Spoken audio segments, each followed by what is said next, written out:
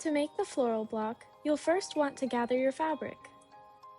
For step 2, mark diagonal lines on the wrong side of all the small squares in colors D and B with a ruler and water-soluble pencil. Refer to part 2 of this series for fabric options and the color chart. Moving on to step 3A, position the first square, the smaller square in color D, in any corner of your large color A square. Sew using the diagonal line you drew in step 2. See my prior video on the frame block for a tutorial on the chain piecing technique. This technique can be used throughout this process.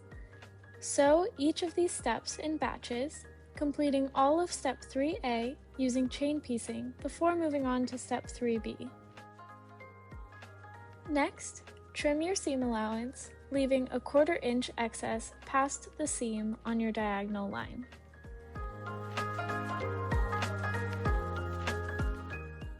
Next, you'll want to iron your seam open. I find it helpful to press the seam open with my finger before ironing.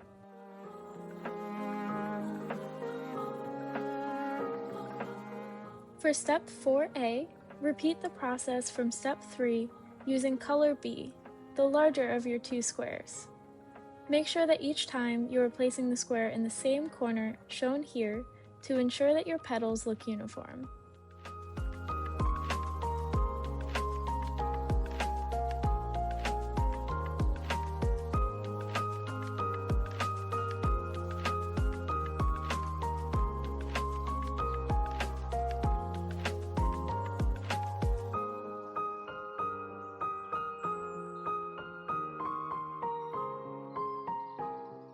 Just like last time, trim your seam allowance, leaving a 1/4 inch excess.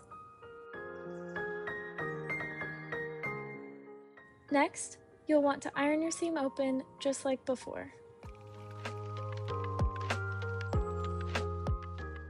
Moving on to step 5, using the blocks from step 4C, sew 2 together with a 1/4 inch seam allowance. Your blocks should all be in this orientation with the center of your flower, color D, matching up in the top middle.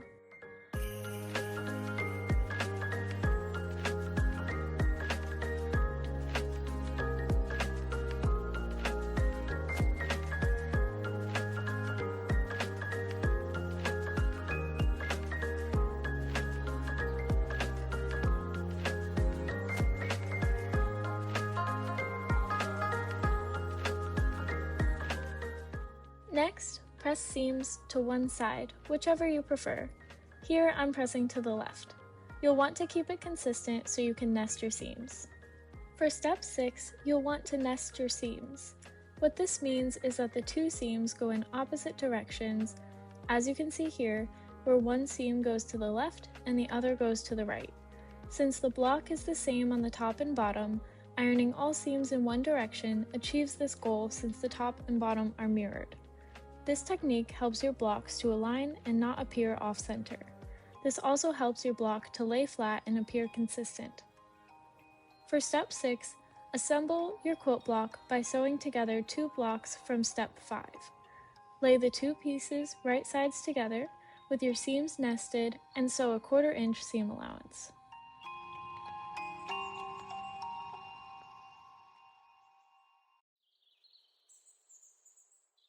Lastly, iron the seams open. With this type of ironing, I usually finger press the seam open to make it easier to iron.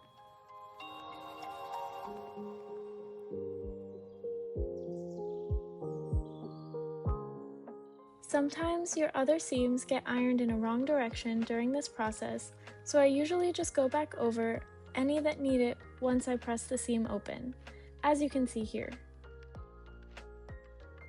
After ironing your seam open, flip the block over and iron the top.